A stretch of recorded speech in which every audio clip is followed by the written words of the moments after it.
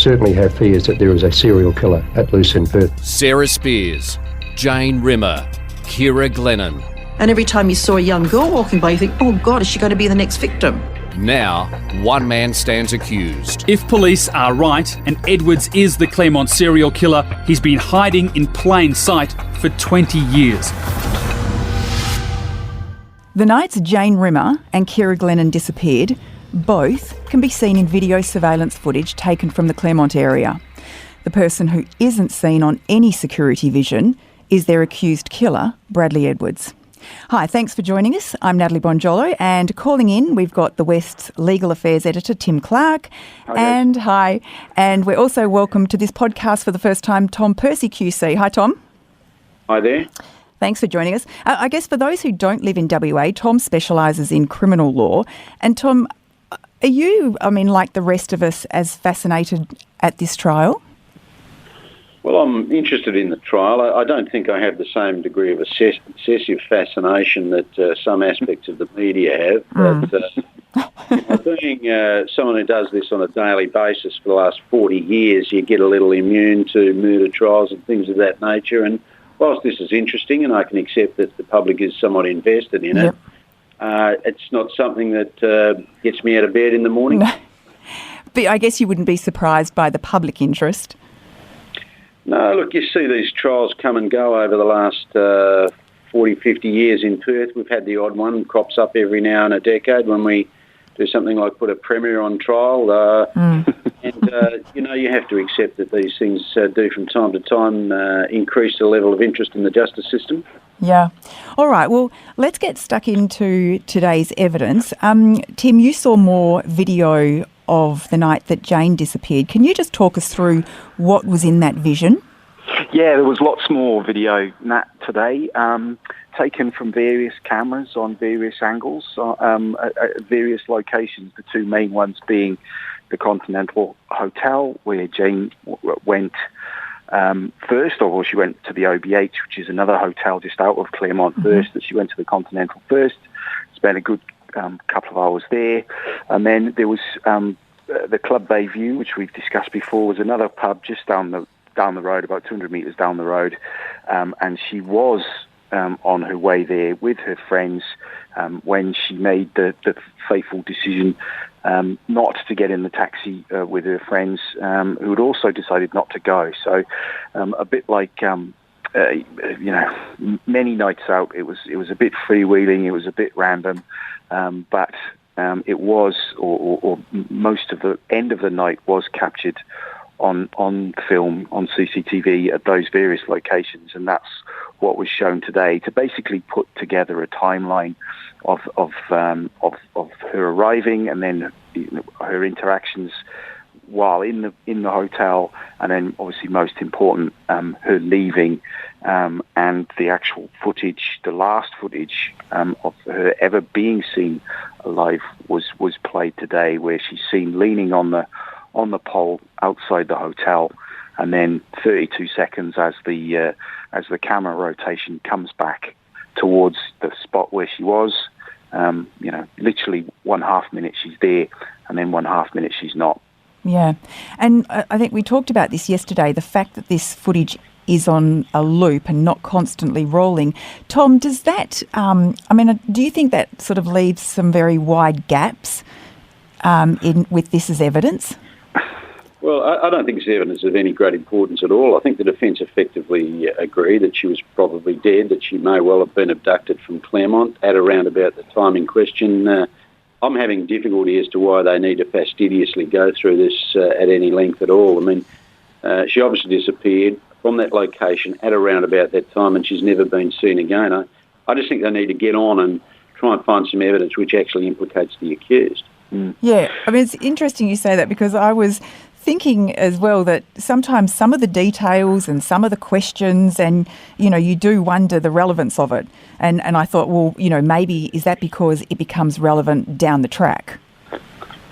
Well, I think they want to leave no stone unturned, and they don't want to suggest that any issue might arise later on, that she wasn't there on the night in question, or that she didn't disappear at a particular time, or there might be some other line of defence. But I wouldn't have thought that's going to come into it. The critical question at the end of the day is I'm understanding it from hearing both the prosecution opening and the defence opening, and that's where the great case is heading, is it's just a question that he didn't do it. Whatever happened to these girls is probably not greatly an issue, but the question is whether he was the perpetrator.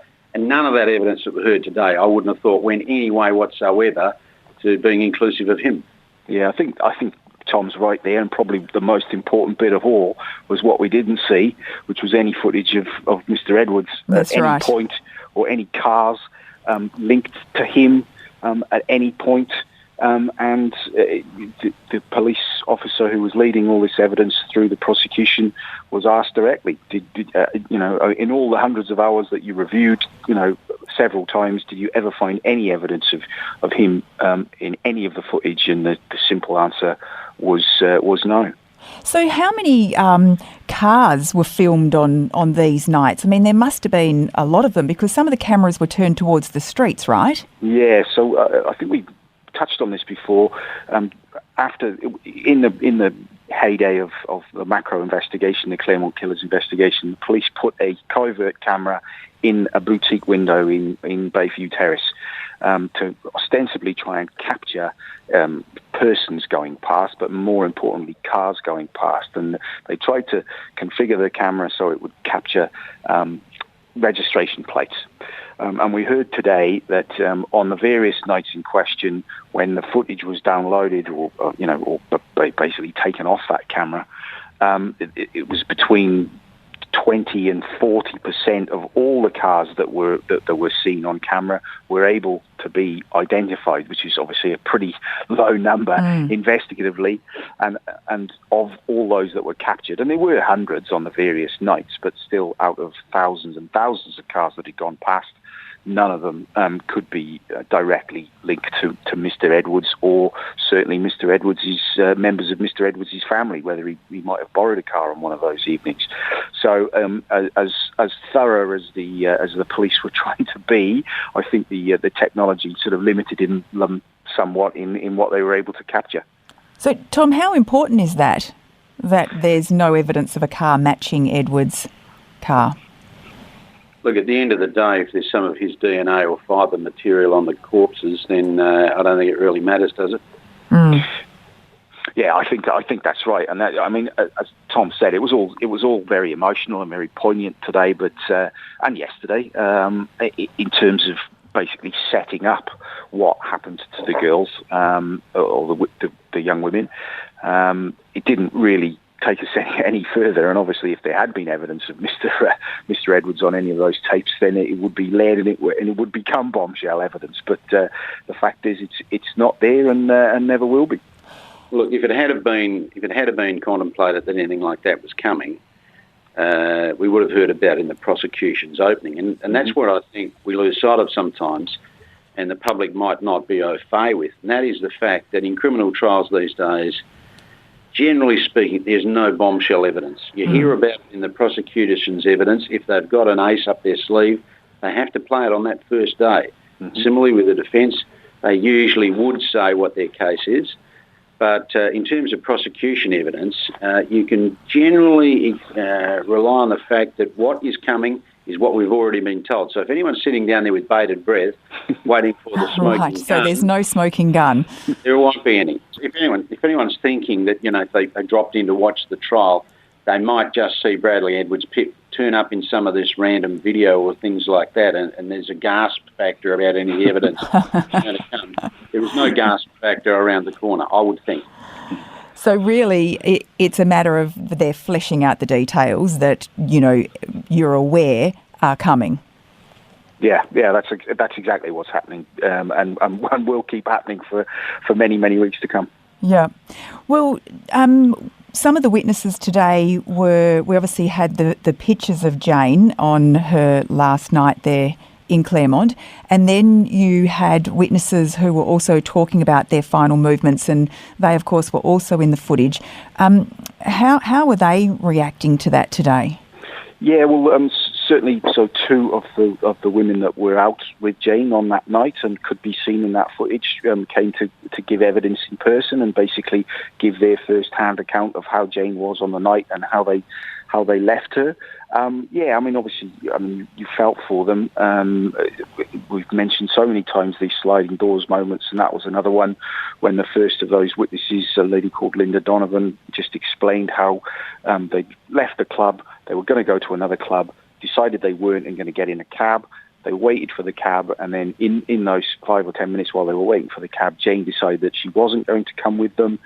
They did get a cab, jumped in it, circled back, and she actually wound the window down and shouted to Jane from across the street, "Come on, get in! Come on, come with us!" And Jane just basically, shook her head and said no, and so they drove off, and that's the last time that they saw their friend alive. So you can obviously you feel for them in that moment, and what that moment must have meant to them over the past 20 years or so. And Mrs. Donovan was obviously quite upset after she'd given her evidence. One of my colleagues basically held the door open for her. She left court, and she was tearful when that happened. And as with all these personal witnesses, it's obviously a very emotional experience, and it was an emotional experience, I would guess, for Jane's family who were here today. Adam and her brother, and Lee, her sister, who were there and watched the footage of the last time that they saw her sister as well, on that night. So, another sort of day of emotion. And I know up until now, we had heard so much about how cheerful Jane was on that night and how happy she was, but there was, quite a heartbreaking conversation had between her and her friend.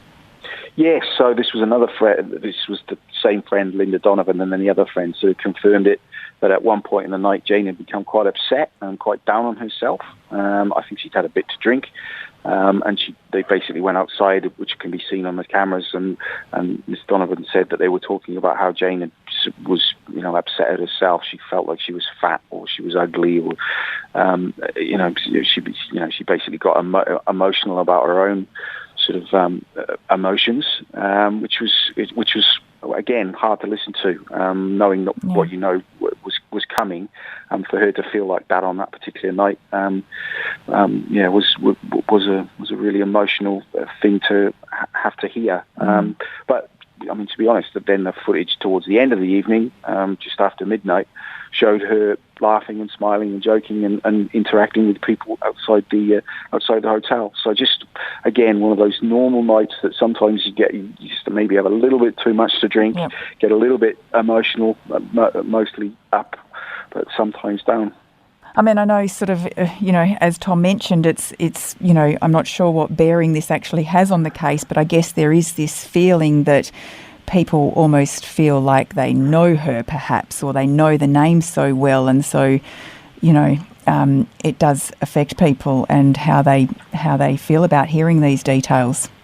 So there's only one person who really counts in this, isn't it? And that's the judge. And the sort of evidence you sometimes see from prosecutors in a jury case, and to sort of make the deceased or the victim come to life and be a real person and flesh out the whole situation, just for the subconscious empathy that it might get for the prosecution case. But this is a judge hearing the case, and none of that goes anywhere. So if you had to measure in terms of yards or metres how close the prosecution got on today's evidence to an ultimate conviction, I think you'd say zero. Yeah, right. That's interesting, because we had speculated just how much a judge takes on board with these kind of things. We sort of said, well, he's human, but of course this stuff doesn't come into it. Not at all.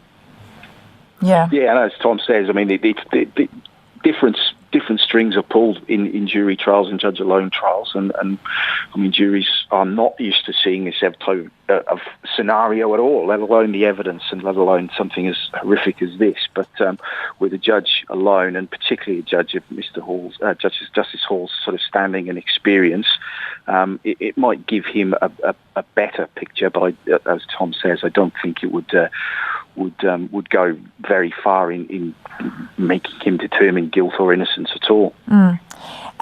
Tim, there was some vision played to the court from a BP service station on Stirling Highway. What did that show, and how was that significant? Yeah, I'll be interested to get Tom's reading on this. Yeah. So, on the night that Kira went missing, about 7 o'clock, the prosecution introduced some footage from a nearby BP station, which shows a basically indistinguishable man, but you could tell he was quite tall, dark-haired, sort of, mid-20s, buying some sort of product from this BP station, and the camera is from inside pointing outside, and it was like a sort of security cage type of affair, so you couldn't actually get into the to the kiosk, but he was obviously paying for something, and then he just went away, and we were all scratching our heads a little bit to wonder what this was about. Yeah. And then so Miss Barbagalla then said the relevance of this, Your Honour, is that the defence will say that there's no footage whatsoever of Mr. Edwards at any point on any of these dates at any of these particular times. We say this shows that while we can't affirmatively say that that person buying that product was Mr. Edwards, on the flip side, the defence can't definitively say it wasn't. So it was one of those sort of negatives to try and make a positive, if you like. Well, I had great difficulty with that as a defence lawyer. Firstly, there's no onus on an accused person to say that it wasn't him. It's for the prosecution to say that it was. And one of the most important things in any criminal case is identification. And a judge would need to be satisfied beyond reasonable doubt before they placed any weight on that. So if the prosecution make the concession, well, we can't affirmatively say it's him, then it's of no evidentiary value whatever. The day that Jane disappeared was the same day that a watch of hers was found. Yes. So we jump ahead basically 12 hours or so, and we had a witness who said he was riding a horse up in Wellard, which is at that time was a very rural area, about 45 kilometres away from Perth. You'd say it was on the outskirts of Perth back then, really. Yeah, very much so. And he was riding his horse. There was a nearby stables and adjustment centre and riding school there. And he turned on the Wellard road, and he testified that something had spooked his horse and basically threw him off, and he ended up on Wellard Road. And where he landed, almost the precise spot where he landed was a watch, and an attractive watch at that, silver, Guess brand, so it's not cheap. I mean, not a Rolex, but certainly not a sort of $10 job. And he found this watch, and after he dusted himself off, he decided to put it in his pocket. Led his horse back to the stables, showed his girlfriend the watch, and said, "Look what I found," after I got kicked from the horse, and basically took it home with him. And that was on the 9th, the day after, or just hours after Jane had gone missing.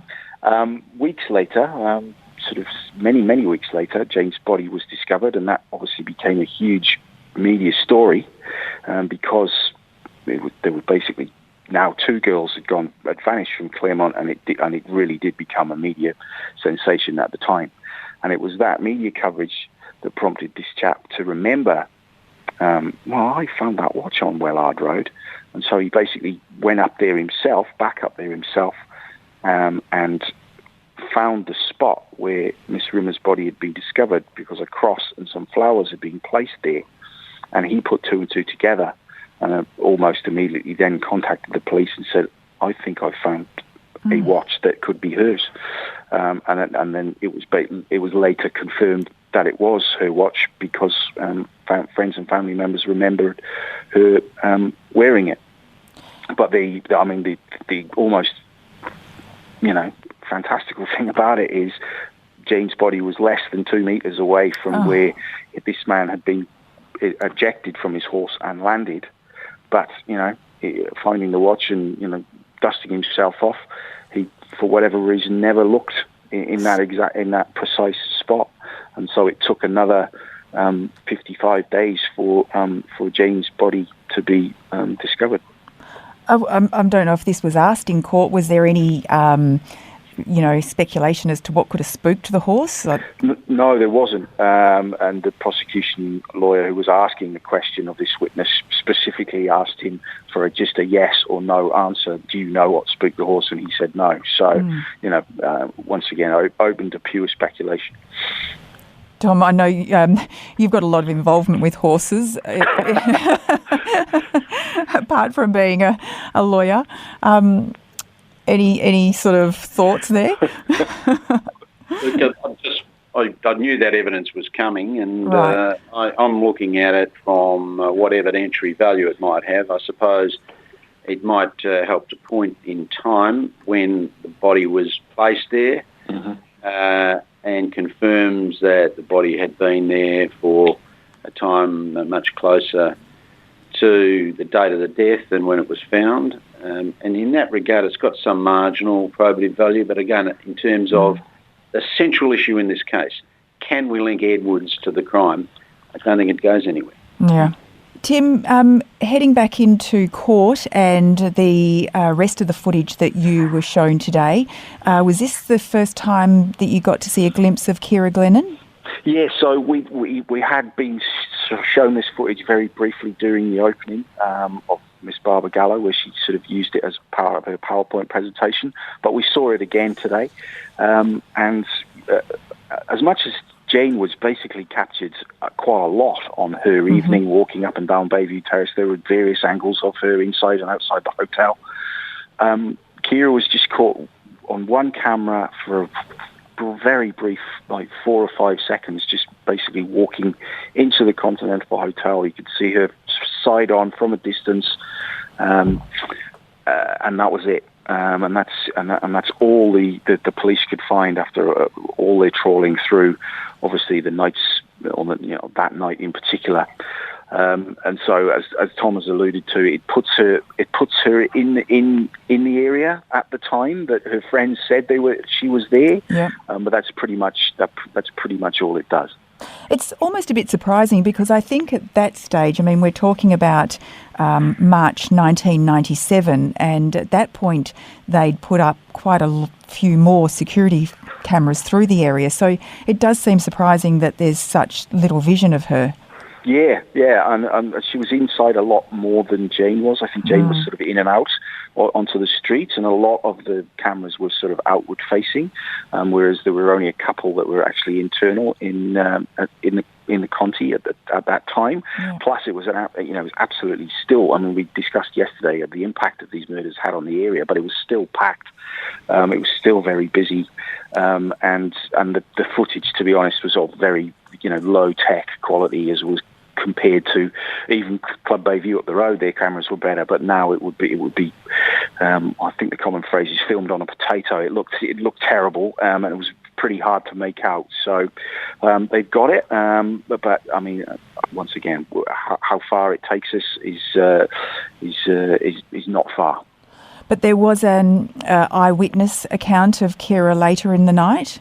Yes. And she was with friends from the law firm that she worked, and so we will most likely hear from those in the coming days and weeks as to what she did. And that was basically went to the Conti, didn't even stay long enough for a drink, and then left ostensibly to get a cab.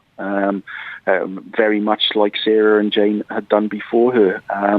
So we haven't heard that evidence yet, but once again, it will put her movements on the night into context. The more important witnesses basically will be after she left, because there's these various sightings of Ciara walking down the street, and the very last sighting is probably the best one in terms of evidentiary value to the prosecution, because that puts her leaning into a white Commodore car, of which obviously we know that there are links to Mr. Edwards and these earlier sort of Telstra living witnesses that we've already heard of. And are these the group of guys, I guess, that the Burger Boys, is that? Yes, that's how they were framed in the opening. There were 3 chaps that had gone to Hungry Jack's just down the road, which is a burger joint, to get their food, and they were sitting at a bus stop eating that food when they saw who they think is Ciara. And today we saw video footage of them, so that puts them in the area. Right. So it can't be said that they're making it up. You can see them sort of walking around the area, and no doubt they will be called to give that eyewitness account of the woman that they say they saw walking down Stirling Highway and then leaning into that car and then getting into that car. Tom, in your analysis of the trial so far, I mean, is it going how you would expect it to go? Well, I really had no expectations, but I would have thought that if you're expecting it to be proceeding as a bulldozer driving a path inexorably towards the hilt of the, it's missing a couple of gears. Yes, at the pace at which it's going and the amount of details that are being gone over, could you see that it could extend longer than what's anticipated? Look, I think it's going quite well at the moment and quite quickly, notwithstanding that a lot of the evidence doesn't have an enormous amount of probative value in a judge-alone trial. I think we'll really hit a speed bump when the DNA evidence starts to come, because nothing frustrates and slows a trial down and bogs you down with flat tyres like tested scientific evidence. And from what I heard from the opening, the sort of things that are going to be put in issue in relation to several sets of DNA tests is going to be mind-numbingly boring. And also, Tom, they're going to talk about continuity, and they're going to talk about cross-contamination, and they're also going to talk about tiny fragments of DNA, which are basically so tiny that they've all been exhausted now. I mean, when you get experts and then opposing experts sort of talking about that, it's going to take weeks and weeks and weeks on each sort of little topic, you would have thought. That's right. Yeah. And then the other complicating factor when we do get that is that some of these experts are overseas. Jonathan Whitaker, who's going to be the prosecution's sort of star forensic witness, he's in the UK. The lady who's going to back up his conclusions is in New Zealand. Tom, given this is a judge-only trial, does it make it easier for these, particularly the experts who are going to be talking about the DNA and the scientists and what have you, that it is so complex that if it was a jury, would they have had to go to such great lengths to make it understandable to the average person? Does it make it easier that it's not a jury? Well, I think it does. You can assume that judges have experience with these sorts of issues, and you can proceed hopefully at a slightly quicker pace, although there are so many issues, as Tim said, to be covered in a contested case where there's continuity issues. Now, I don't know if your listeners know what continuity is. That means you've got to prove who was the first person who took hold of the sample, right, from the deceased body, and then where it went to that. And you have to call every person who had any part in its custody or safekeeping over the next 25 years. So you can imagine how that is going to play out. And usually most cases where there's forensic evidence get to trial within a year or two of that happening. So the chain of custody is reasonably quite simple, because it was given to a police officer who kept it in a safe or took it to Path West. Mm-hmm. So there's only 3 or 4 people who've ever actually had care or control of those samples. But over 25 years, especially where Path West has shifted and where those samples have actually been sent to England at some stage for analysis, it is a mind-boggling exercise that I would not be looking forward to. And then on top of what Tom's just said, this isn't just one set of very important samples. We've got, at least 3 vital sort of DNA samples, one of which, or 2 of which, Mr. Jovich is suggesting might have come into contact with each other, which is why that he says Mr. Edwards' DNA appears under Kira's fingernails, because basically the rape kit from Karrakatta has somehow come into contact with that. And then on top of all that, you've got all the fibres as well, which were taken from, basically body parts, hair masses that had been kept stored in freezers for years and years and years, and then retested, years after the fact. So, I mean, yeah, as Tom says, you can imagine all the people that have come into contact or had anything to do with this case over the years. They're all going to have to be called, particularly the ones that have handled the samples in question. Yeah, this is when The other thing is, in relation to the DNA evidence, there's another potential spanner in the works, is that one of the chief DNA people who's responsible for the care and control of this is a bloke called Laurie Webb, who left the service in dubious circumstances some time back. Under a dark cloud for supposedly cutting some corners on his role, which was the oversight of samples and how you would double check them and all that type of thing. So that became a very big deal a few years ago in Western Australia, and it led to a lot of cases being re-looked at.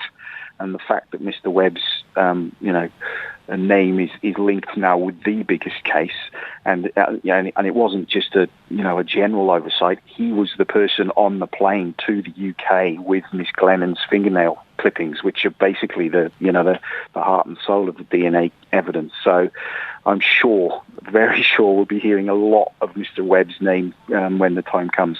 Okay, well, before I let you both go, I've just got a couple of quick questions from listeners.